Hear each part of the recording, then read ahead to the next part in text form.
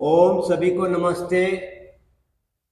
मैं वानप्रस्थ करेंद्र आर्य कालवा गुरुकुल से वीडियो बनाता हूं लगातार इस विषय में कि जो देश के अंदर अन्य प्रकार की भ्रांतियां फैल करके समाज के अलग अलग पंथ, अलग अलग धर्म बता करके आपस में लड़ते हैं या तनाव में रहते हैं, तो तनाव जिन बातों से कम होता है वे बातें ज़्यादातर विद्वान लोग ही बता सकते हैं, क्योंकि वो हमेशा अध्ययन करते हैं। ऋषियों की जो वाणी है, वेद वाणी है, उसका अध्ययन करते हैं। तो मैं आचार्य राजेंद्र जी जो कालवा गुरुकुल के संचालक हैं, गो भक्त हैं, वेदों के रक्षक हैं, उनसे नम्र निवेदन करूँगा कि आज के समाज में जो ये लोगों में तनाव है, ये किस प्रकार कम हो सकता है। आचार्य जी। सभी को नमस्ते। आजकल जो मतमतांतरों की बातें चल रही हैं, ये धर्म से प्रायशः विरुद्ध लोग हैं और ये विज्ञान से भी विरुद्ध हैं।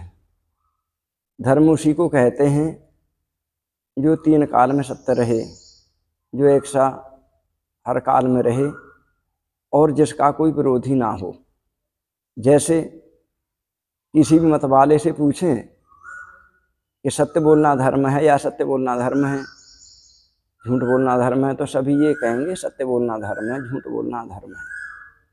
तो ऐसे कुछ जो सबको प्रिय नियम हैं, उन नियमों का प्रचार होना चाहिए। और ज्ञान विज्ञान का आधार, क्योंकि मनुष्यों के पास जो भी ज्ञान है ये नैमित्तिक ज्ञान है। जैसा जैसा निमित्त उपस्थित होता जाता है उसको वैसी जानकारियाँ होती चली जाती हैं। तो जो ज्ञान का जो आरंभिक निमित्त है, जो सृष्टि के आदि से है, उसकी भी खोज होनी चाहिए। पहले तो ये निश्चित होना चाहिए कि सत्य बोलना धर्म है क्या असत्य बोलना। तो कोई भी मतवाला ये नहीं कहेगा कि झूठ बोलना या सत्य बोलना धर्म है, सब ये कहेंगे सत्य बोलना धर्म है। अब सत्य का निर्धारण किससे हो, वो क्या ऐसी चीज है जो ये बताए। तो सत्यासत्य के निर्णय की 5 कसौटियां स्वामी दयानंद जी ने निर्धारित की हैं। वो कसौटियां, उन कसौटियों पर कस के देखा जाए तो जितने भी मत हैं आए संसार में, ये सारे के सारे अपने आप स्वयं ही नष्ट हो जाएंगे। तो ये सारा, मैं कल भी कह रहा था कि वेदों से ही संभव है। वेदों में सारी सत्य विद्याएं हैं। सब सत्य विद्या और जो पदार्थ विद्या से जाने जाते हैं, उन सब का आदि मूल परमेश्वर है, परमात्मा है। परमात्मा 4 कार्य करता है। इस संसार को बनाता है, संसार को बना करके चलाता है और अंत में नष्ट करता है।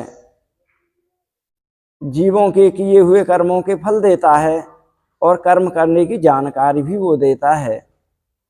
जब तक कर्म करने की जानकारी ना दी जाए कि ये कर्म करो ये ना करो, कल भी बात कही थी, जब तक ये जानकारी नहीं दी जाएगी कि ये कर्म करना है ये नहीं करना, तब तक दंड देने का अधिकार नहीं बनता है।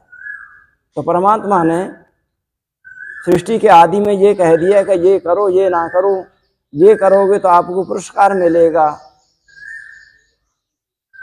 और यदि ये कर दिया तो आपको दंड मिलेगा। सत्य बोलोगे तो पुरस्कार रूप में आपको विद्वान बना दिया जाएगा, आप झूठ बोलोगे तो आपकी अविद्या बढ़ जाएगी और अविद्या का आपको दुख भोगना पड़ेगा। तो संसार में जो दुख बढ़ा हुआ है, ये सत्य न बोलने के कारण, सत्य आचरण न करने के कारण सारा दुख बढ़ा हुआ है। तो सबको सत्य का आचरण करना चाहिए और सत्य को जानने के लिए निरंतर प्रयत्नशील भी रहना चाहिए। सत्य के ग्रहण करने और असत्य के छोड़ने में सर्वदा उद्यत रहना चाहिए। सत्यासत्य 1-2 दिन, महीने 2 महीने, साल 2 साल में समझ में नहीं आता है। सत्य को जानने के लिए जो सत्य का मूल परमात्मा है, उनको जानने में तो बहुत लंबा समय, जन्म जन्मांतर भी लग सकते हैं।